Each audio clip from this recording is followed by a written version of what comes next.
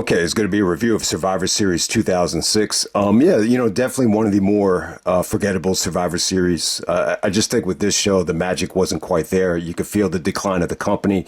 A lot of the stars that we grew up loving wanted to leave the company.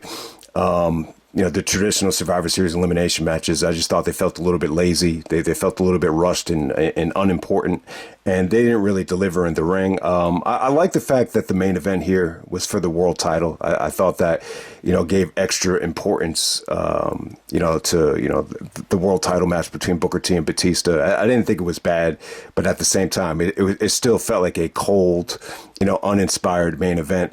When we're talking about one of the weaker Survivor Series of all time, I think 2006 should definitely be brought up. Is it the worst?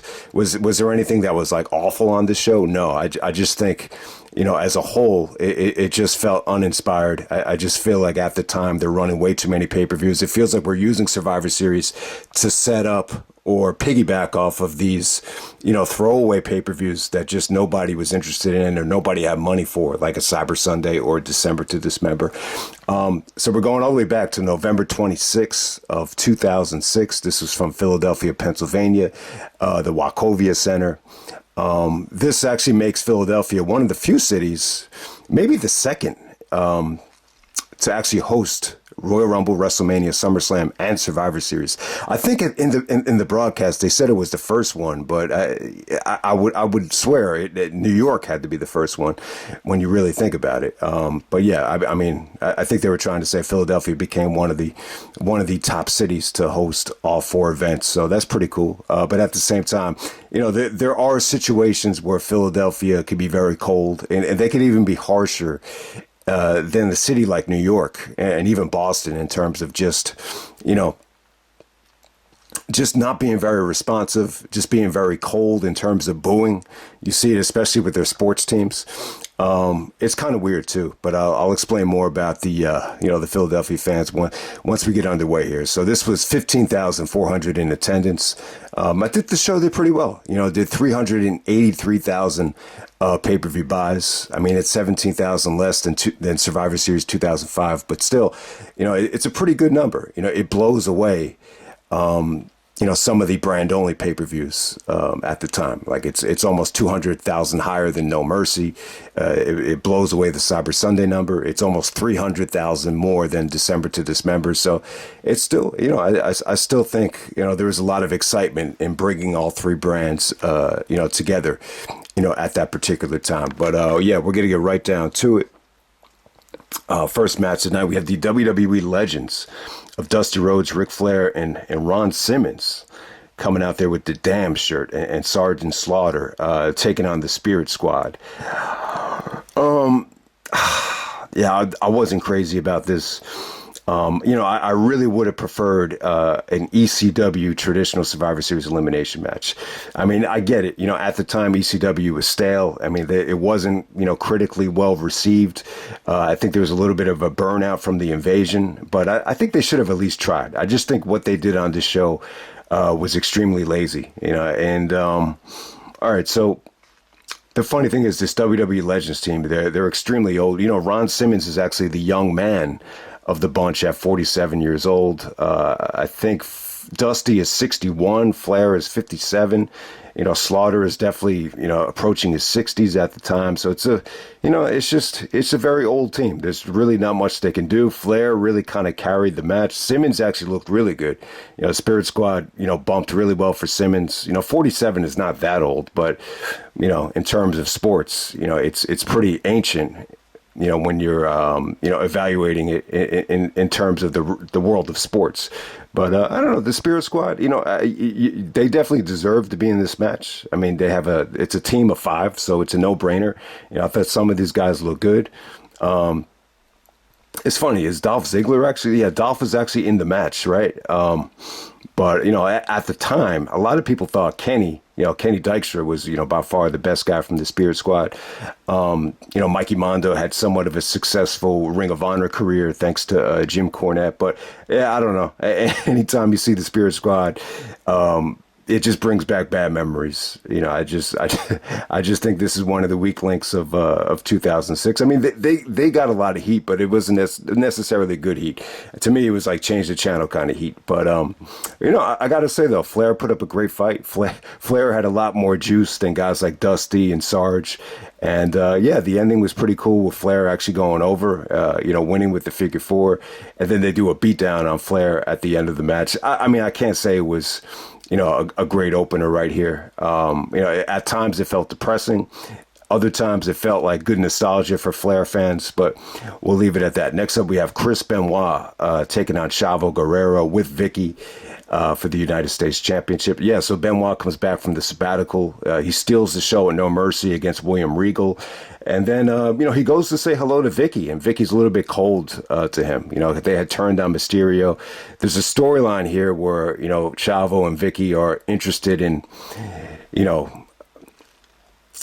acquiring Eddie Guerrero's estate, and Benoit thinks they're up to no good with doing something shady with the money situation. I mean, this is a very personal storyline. I don't know if Benoit was cool with it, but Bruce was actually trying to make the argument that if Eddie, if Eddie knew he was going to die, he would have gave Vicky and Chavo his blessing and said, if you want to use my death in order to get over or to make a living in wrestling, then go for it. And I could definitely agree with that, especially with Chavo. I don't think Eddie was ever aware that, I don't think Vicky, would have done anything with the WWE if Eddie didn't pass away. So to my recollection, Eddie has no idea that Vicky, ever even tried to get into the business. Maybe she was planning on it, but I seriously doubt that Eddie knew that Vicky was gonna, become the star that she did in the WWE. And obviously it got off to a rocky start.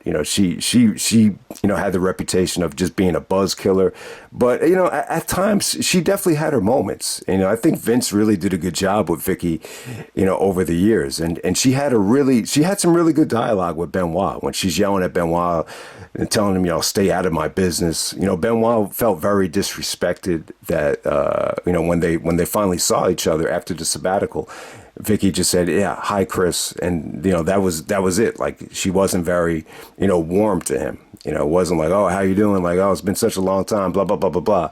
So this is probably like the more, this is the most story I think they gave Benoit, since he came back to SmackDown. But yeah, he takes on Chavo here. Chavo had just turned heel and took out Rey Mysterio's knee. So Benoit's out for redemption for Rey. And, I mean, in terms of the Benoit and Chavo matches, yeah, I mean, I thought they were good. But it's part of these. There's still two guys that are part of the SmackDown Super Six, but I don't know, man. Like, to me, like, something was just always missing with these matches. I just think, you could feel like Eddie Guerrero's presence missed, and it's a shame because Chavo's a great wrestler. Chavo definitely had his moments here. He really brought it to Benoit. Like, it was really stiff with him. They did some really, really good, wrestling here. Vicky took, a pretty good bump. Chavo actually countered the sharpshooter.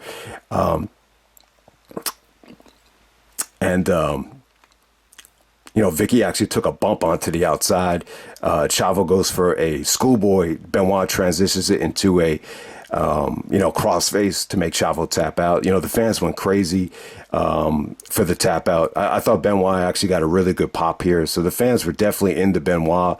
And, I mean, the work between Benoit and Chavo, it was good, but it felt like mid-card, stuff. It just didn't feel that important.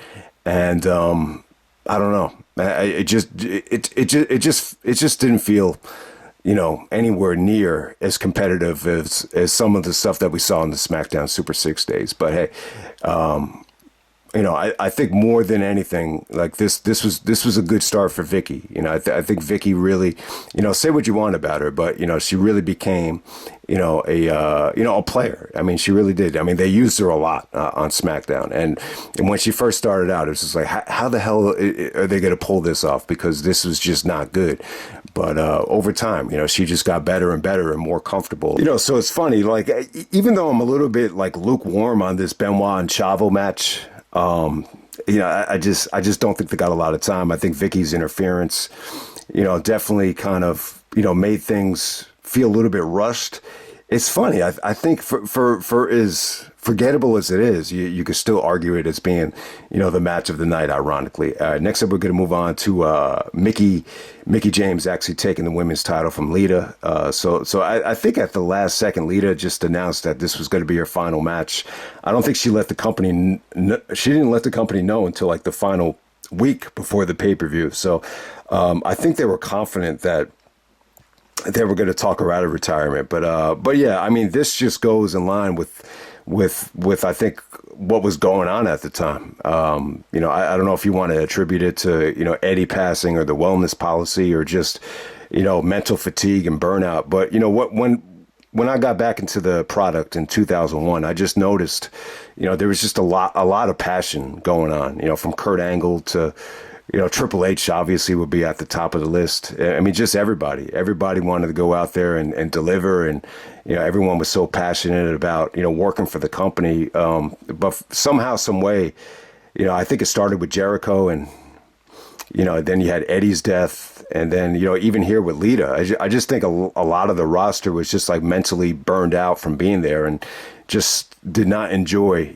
coming to work anymore. I don't know if, a lot of changes took place, backstage with management, but I don't know. It just felt like a lot of the roster, especially at this time, was pretty much unhappy, especially like some of the guys that were, pushed, during the end of the Attitude Era going into the Ruthless Aggression Era. It just kind of felt like, all right, we just want to get out of here. I think the monotony started setting in, like, for a lot of people.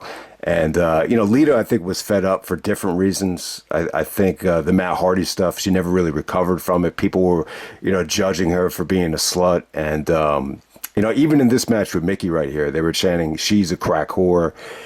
And, she's got herpes, and, they couldn't even repeat it on commentary. But, yeah, I mean, it's a bit harsh. I mean, they're in Philadelphia. This is the home of ECW. So it's a really, really weird show because it felt like you had a lot of, diehard fans there. You had CZW signs, you had Necro Butcher signs, but, somehow, some way, this product felt like it was trying to cater to kids and just newer fans or mainstream fans. It felt like at the end of 2006, we're trying to get away from, catering to the hardcore male demographic. And, yeah, so Lita took a lot of abuse from the fans here. I mean, the stuff between Lita and Mickie James, I didn't think it was that good. I had a tough time getting into this. I just thought it felt uninspired. You could just tell Lita just didn't want to be there. It wasn't bad, though. It really wasn't bad. I thought Lita had her moments here. The ending was pretty well executed with Mickie actually going over. But the match has zero replay value for me. And I don't know. I mean, they could have done a better job of explaining the actual feud here. It just felt like they had no story. It felt like the story was just that Lita just wanted to leave. She cut the interview with Edge and Todd Grisham where she just expressed, how much she just hated being there. And yeah, I mean, it's just sad. And in terms of Lita overall, I gotta say, she had a unique look. She had her moments in terms of spots and memorable, just instances in the ring. But I can't say she was like a phenomenal worker, like from bell to bell. And even in terms of mic skills, like I can't say like you put Lita on the mic and just, have her hit a home run with a promo. I don't even think she was that great at promos.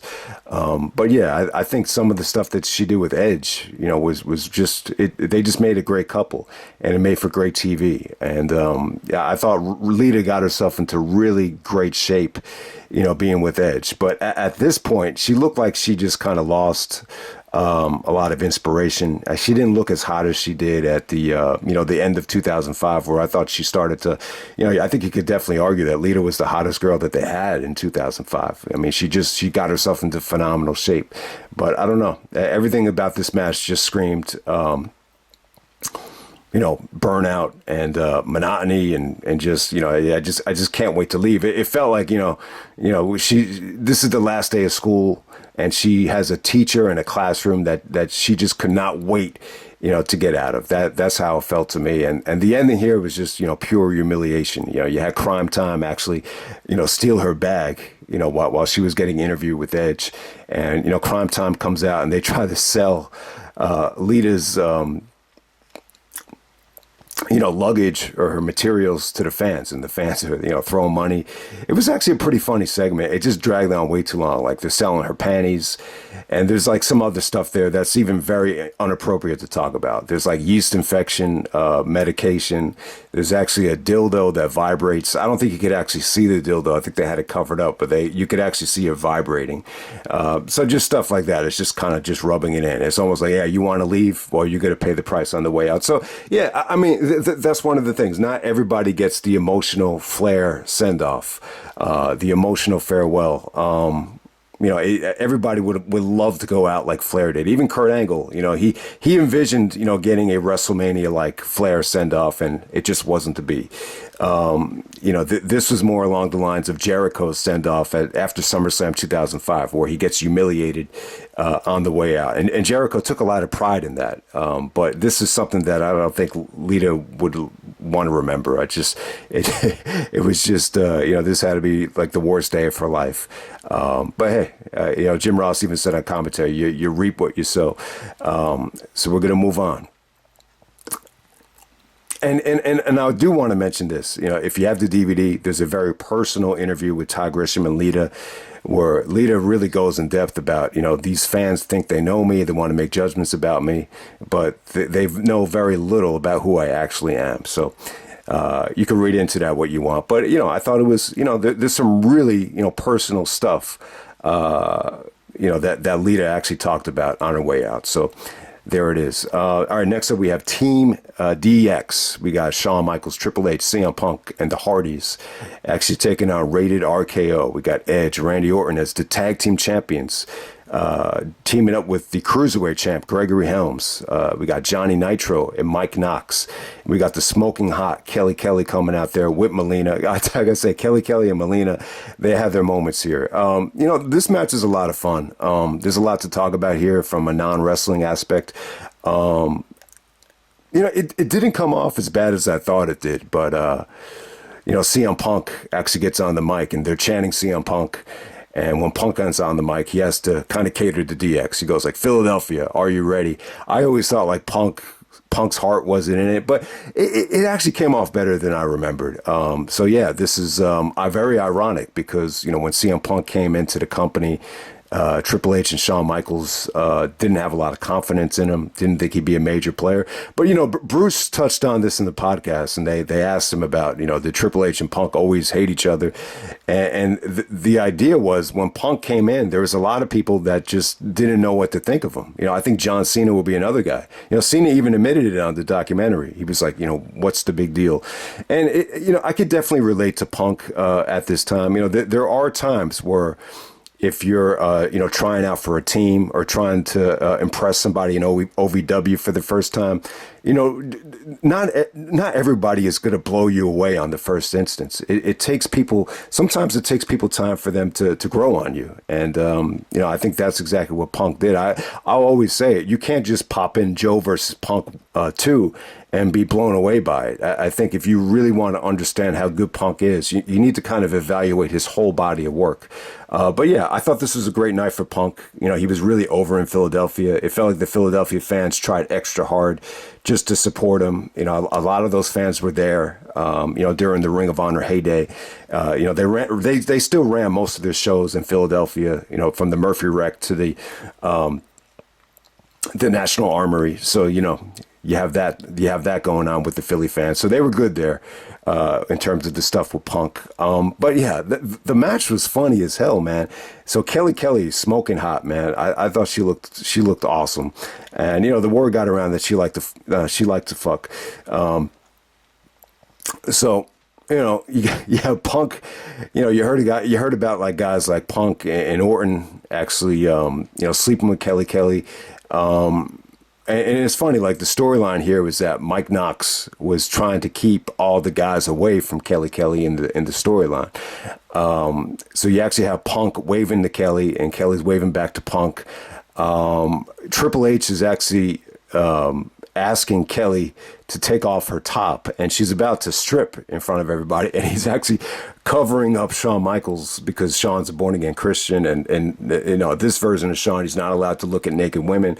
And it's ironic and it's funny too, because if this was 1996, like we saw with Sonny, you know, Shawn probably would have been the first one to bang Kelly. So it was hilarious, and then all of a sudden, you know, out of nowhere, Shawn hits the super kick on Mike Knox after Mike Knox is, you know, yelling at Triple H. And then after Shawn pins him, he goes like this to Triple H. He's like, who was that guy? And then Triple H is like, I don't know, some guy from ECW. So, it's kind of funny. I'm sure Punk wasn't crazy about that because, you know, they're basically promoting the fact that nobody watches ECW. And Punk, I think Punk was actually feuding with Mike Knox. So there you go. But, you know, the match as a whole, there's another funny segment, too, with Shawn actually missing a baseball slide and actually hugging Melina. Melina thinks it's Johnny Nitro, and when she sees it's Shawn, she starts screaming. And Shawn had some really, really interesting facial reactions to Melina screaming. So, yeah, the match is fun as hell. It didn't deliver from a wrestling standpoint, though. This was a total squash match, total beatdown.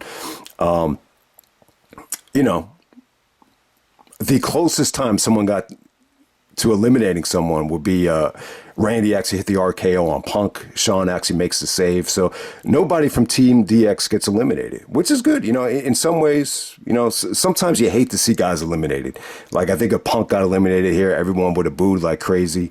So they protected everybody on Team DX, which, you know, you could argue has some positive side effects, but the match as a whole, it just didn't deliver.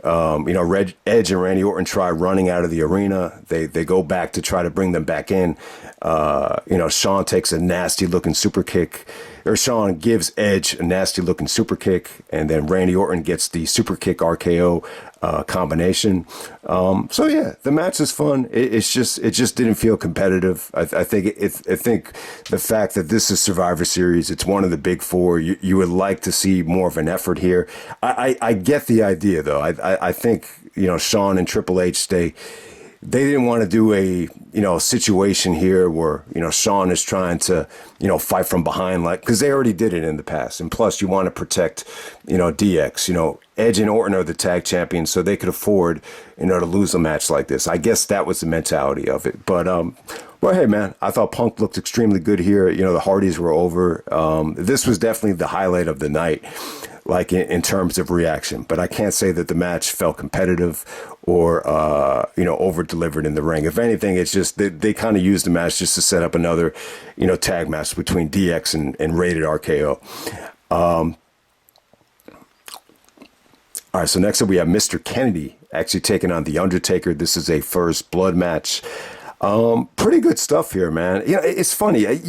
I think you can argue match of the night. You know, you could argue any of these as matches of the night, from Benoit and Chavo to the Survivor Series elimination matches to the main event. Even to this match, you could argue as the match of the night. But nothing was great, though. Nothing really delivered. Everything was just okay to, you know, pretty solid. I like what they did here with Mr. Kennedy. He cut a really good promo where he just showed tremendous focus. You know, he put over the fact that, you know, you could tell he was nervous. It was the biggest match of his career. MVP basically said, you know, I have your back. And MVP's like, what's all that stuff in your head? And Kennedy's like, it's Vaseline. This is what boxers use to protect themselves from bleeding. So I like that about the match. I thought Taker looked phenomenal here. This is the best shape Taker was ever in. And, you know, he carried this over until, you know, WrestleMania season in 2007. But, you know, first blood matches are tough. You know, you're not going to see a lot of good wrestling. You're going to see a lot of headbutts, a lot of just throwing guys into tables and steel steps. I mean, they're just not fun to watch. They're interesting to see how, you know, they're going to be booked. You know, usually you use a first blood match, you know, to set up another match or to kind of transition to another feud, like we saw with Austin and Undertaker at King of the Ring 98. But, I mean, I thought this had pretty good drama. You know, Kennedy actually starts bleeding from the mouth. and nobody sees it. And then MVP comes out and covers up the blood with the towel. And then all of a sudden MVP throws Kennedy back into the ring. So it was really unclear, who MVP's side was on, because he's feuding with Kane. You would think he wants to take out the Undertaker as well. But at the same time, it looked like him and Kennedy had somewhat of a beef as well. So that was a little bit confusing. The ending comes when MVP, misses. It looks like he's going to go after Kennedy, and he misses him, and he clocks the Undertaker with the chair. So we almost have like a SummerSlam 97 finish right there, with this time Taker actually, bleeds from the chair shot, and Kennedy defeats the Undertaker for I think the second month in a row. I think he actually won a No Mercy, and he won this match as well. So Taker is bleeding, and then after he sees the blood, he gets pissed. And I'd say this happened in the aftermath, so it's not part of the match, but still, Kennedy took one of the more vicious chair shots ever. I mean, this is up there. This is up there with JBL on Eddie. And then, Kennedy starts gushing blood as well. There's a huge indentation on the chair. The chair ends up just wrapped around Kennedy's neck. It was that stiff. It was that bad. It was totally unprotected. There's no, getting hands in the way to protect the bump there. So, and it got a holy shit chant from the Philadelphia fans. And trust me, they've seen a lot. They've seen a lot of chair shots going back to ECW. Philly has seen it all. They're the one crowd that, they're the toughest crowd to please on all of pro wrestling. And they chanted, holy shit, for a chair shot. So there you go. I mean, if you want to factor in the aftermath, it probably was, the most memorable thing of the night, arguably. All right, next up we have Team Cena versus Team Big Show. Yeah, this is great. All right, so like I was saying, man, I just thought these teams didn't make sense to me. I just feel like you could have put RVD, Sabu, maybe Sandman, maybe Tommy Dreamer. You could have put the ECW originals on a team here. I think they did that at WrestleMania. They had ECW originals versus the new breed of ECW, I think that's where you saw Monty Brown, right? So. Yeah, but I would have loved to seen them at least try. I mean, I think it would have been tough to make it work. What would the WWE team be? But I don't know. Putting Cena and RVD on the same team after one night stand, it just didn't make a lot of sense to me. And this is building towards December to Dismember, which was a nightmare for Rob Van Dam. I remember Rob Van Dam just being extremely frustrated after that pay-per-view. So yeah, Big Show is the ECW champion. But, this is from the fallout from Cyber Sunday with, Cena, Booker T, and Big Show in that main event. I think Cena and Big Show kind of rekindled, their rivalry. And so Cena's teamed up with Bobby Lashley, Kane, Rob Van Dam, and Sabu to take on the Big Show, Finlay, MVP, Test, and Umaga. All right, so Umaga gets ejected after he, brings in the television monitors and just trying to take everybody out. So they protect Umaga. Umaga's going to get the title shots going into January. So you definitely understand that. Kane is feuding with MVP. RVD and Sabu definitely had their moments. I hate to say it, man. Anytime Rob Van Dam gets eliminated, it always frustrates me. And, I want to say that the guy you hated to see get eliminated more than anyone is RVD. But when I think about it, it's got to be Daniel Bryan. I mean, when Daniel Bryan got eliminated at the Rumble, I think it was 2015, right?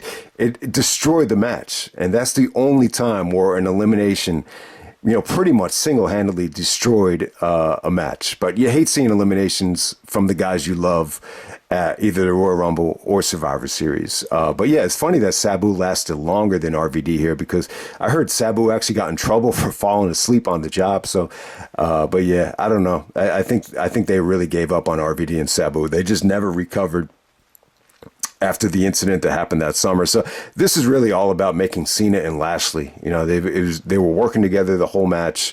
Finlay did some really good stuff here with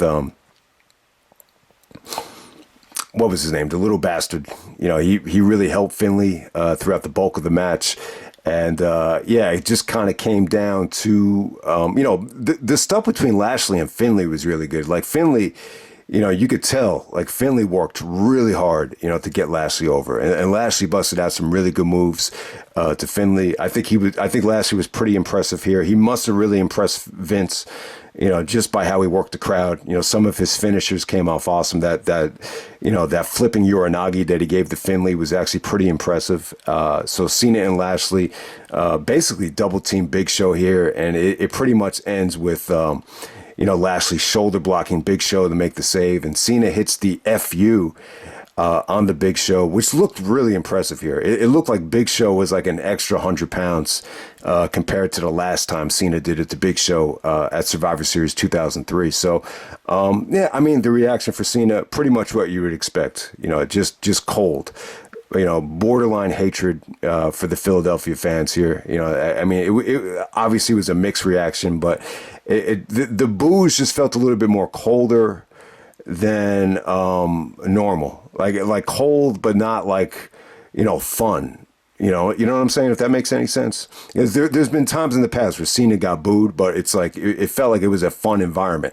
This just felt like cold and just negative, if that makes any sense. But yeah, Cena and Lashley go over, and the match just didn't feel important to me. It just didn't. But you could definitely argue that it felt a little bit more, competitive than the other Survivor Series elimination match. Okay, next up we have the last chance for the World Heavyweight Championship. If Teddy Long comes out. And it's funny, if you notice it, it's hard to notice, but JBL actually calls Teddy Long racist for making this stipulation. It's hard to notice, but he actually does say it. It's funny because it's black on black racism, so it's not really racist. So had Booker been counted out or disqualified, he would have lost the title. Just to kind of make it feel, important. That SummerSlam ending with Sharmell jumping in. God, that finish was just awful. That is a very risky finish, but I guess they got away with it at SummerSlam because the card was so loaded. But yeah, tough to get excited about this main event. But at the same time, man, you got Booker T, main eventing Survivor Series. He main evented SummerSlam with The Rock. I think he main evented Great American Bash against Mysterio. So yeah, one of the few times Booker T, I guess the third time he was able to main event a WWE pay-per-view one-on-one. So yeah, they anytime you go on last, especially at Survivor Series, you're following a lot. I felt like there was a lot of pressure in the air, and I think for the most part, I think Booker T looked really good here. I thought he brought his A game. I think Booker looked a lot better here than he did in 2004. I think he was going through some back issues, around the time when he had the JBL match. And, even in the summer of 2003, when he was feuding with Christian, he had some back issues that, cost him the Intercontinental Championship. But I thought Booker brought his A game here. I thought he did the best he could here. The fans were a little bit cold to Batista. Batista was, jacking a lot of people's finishers at first. Like he used the jackhammer. That got a negative response. He used the black hole slam from Abyss. That got kind of a negative reaction. But, the match really wasn't bad. It wasn't great, but it wasn't like awful, man.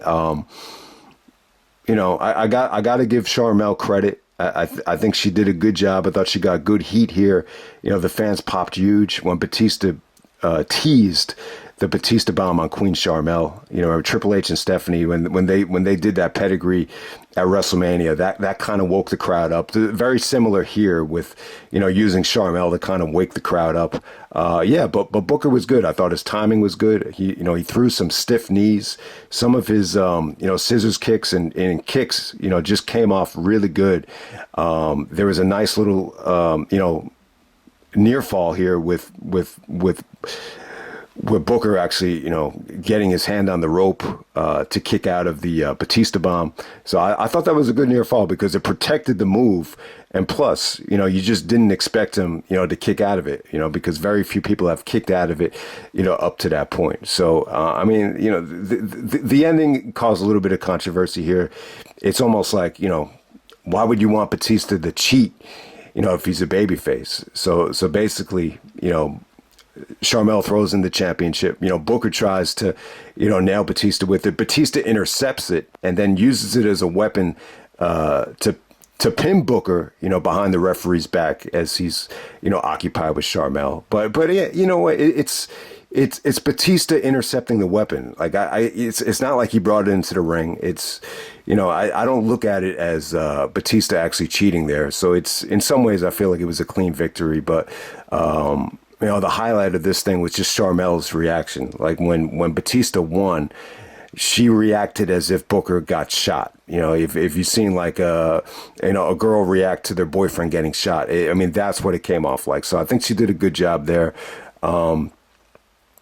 It's a very cold main event, though. Very, very cold. It's a tough sell as a main event, especially at that time for SmackDown. I think the Booker T gimmick as King Booker, a lot of people didn't buy into it.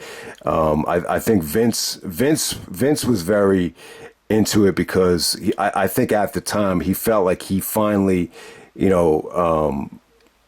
gave some of his blood into Booker with this gimmick, and I think this is the one of the few times where Booker T became like his son or one of his kids. So that's why I think Vince was so generous to book with the King Booker gimmick, because he ran with the gimmick, and the gimmick definitely had Vince McMahon's fingerprints on it. But I don't know. I never got behind the gimmick. I remember my brother was not interested in it. I think a lot of people found, Sharmell to be quite annoying. To me, it just wasn't the real Booker T. I prefer the Booker T from the Invasion when he was with Shane and when he was just himself. I just think Booker T as a wrestler and as a character was just a lot, just had a lot more to offer than this, goofy, gimmick. I just wasn't a fan of it. I wasn't a fan of the way he was cutting his promos. It just wasn't for me. And Batista was just very one-dimensional here. If anything, he just had nothing to say. He had nothing to say to Michael Cole. It's all about just winning back the world title, coming back from injury. They did a good job of explaining how the injuries really, set Batista back. But at the same time, when you're out for that long, you just lose momentum. And, I don't think Batista ever wanted to go to SmackDown. Apparently, Booker T and Batista, it's well documented. Batista, said some things about SmackDown while he was on Raw that got back to Booker T, and Booker T just took exception to it. But Batista just questioned the effort on SmackDown, like around the time JBL was champion, because it was by far, the inferior brand in 2004. Raw was definitely on fire in 2004 with, the loaded roster. Brock leaving SmackDown, it definitely made them feel depleted. It made them feel inferior. So, they had that kind of beef, still going on. And plus, like, at the same time, like, from Booker T's standpoint, if you're losing the championship and you're not crazy about the guy that's taking it from you, you're probably not going to go above and beyond, to make sure that the match is, monumental. But it shouldn't take away from it. I thought Booker gave a great effort. The match was in a tough spot. For them to get the main event here after seeing what they did at SummerSlam, it was a tough sell. But Batista's the new champion. You can move on and look forward to WrestleMania 23 with Batista and Undertaker. But yeah, the whole show as a whole, it's tough to get excited about. It's funny. Like, I don't think anything was bad. I think match of the night is up for grabs. I really do. So if you were able to sit through this whole video, let me know what you personally thought was match of the night. I think you could really argue, pretty much anything except for the women's match and the opener as match of the night. From a personal standpoint, you know what? I'm going to have to go with Batista and Book. It's just, I think one of the things that made this show suffer was that everything just didn't feel important. But for some reason, when you have a championship on the line in the main event, that felt important. And, this is, only one championship defended on this show. So I'll give it to Batista and Booker T, even though, the match is still a little bit cold. And, I don't think it's a great, main event. But let's just end it right there. That's Survivor Series 2006. And I'm out.